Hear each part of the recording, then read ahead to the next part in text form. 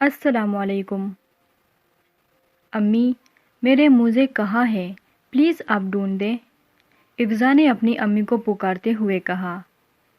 افزا، تم سے کتنی بار کہا ہے کہ موزے دراز میں رکھا کرو، مگر تمہاری سمجھ میں کوئی بات نہیں آتی، ہر چیز ادھر ادھر پھینک دیتی ہو، اس کی امی نے کہا۔ امی، اچھا اب نہیں کروں گی، ابھی تو ڈھونڈ دیں، مجھے اسکول کے لیے دیر ہو رہی ہے۔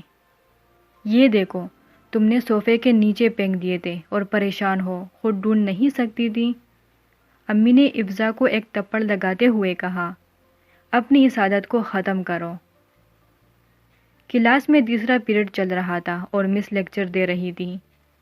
اس وقت پرنسپل صاحبہ کلاس میں داخل ہوئی تو سب بچوں نے انہیں ادب سے سلام کیا اور پرنسپل نے انہیں بیٹھنے کا اشارہ کیا تو تمام بچے بیٹھ گئے۔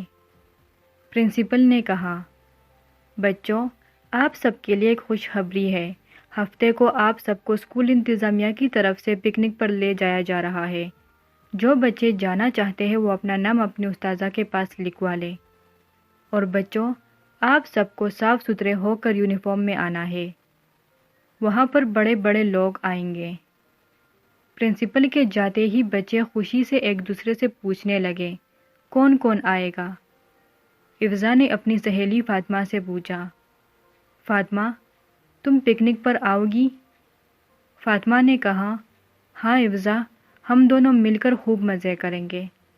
افزا کو بھی اس کی امی نے اجازت دے دی، اس لیے وہ بہت خوش تھی۔ اسے بس ہفتے کے دن کا انتظار تھا۔ آخر ہفتے کا دن آ ہی گیا۔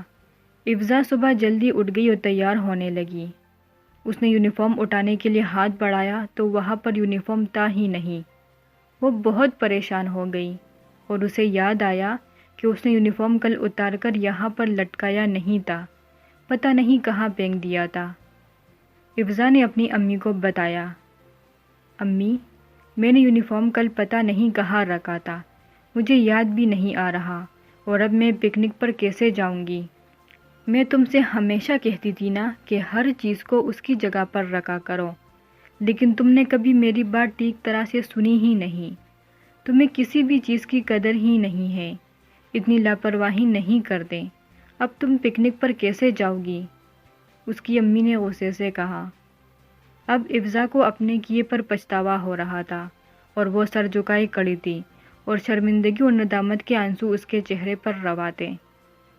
امی، مجھے معاف کر دیں، میں نے آپ کی بات نہ مانی اور ہمیشہ لاپرواہی کرتی رہی۔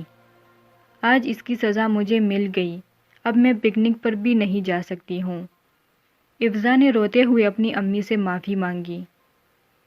مجھے خوشی ہے بیٹا کہ تمہیں اپنی غلطی کا احساس ہو گیا ہے، اور امید ہے تم آئندہ اپنی ہر چیز کا خیال رکھو گی۔ امی نے افزا کو گلے لگاتے ہوئے کہا، یہ لو اپنی یونیفارم، یہ بے جگہ پڑی تھی، میں نے دھو کر استری کر کے رکھ دی تھی۔ افزا کی آنکھیں کھل گئی اور وہ امی سے لپٹ گئی۔ مزید ویڈیوز دیکھنے کے لیے ہمارا چینل سبسکرائب کریں۔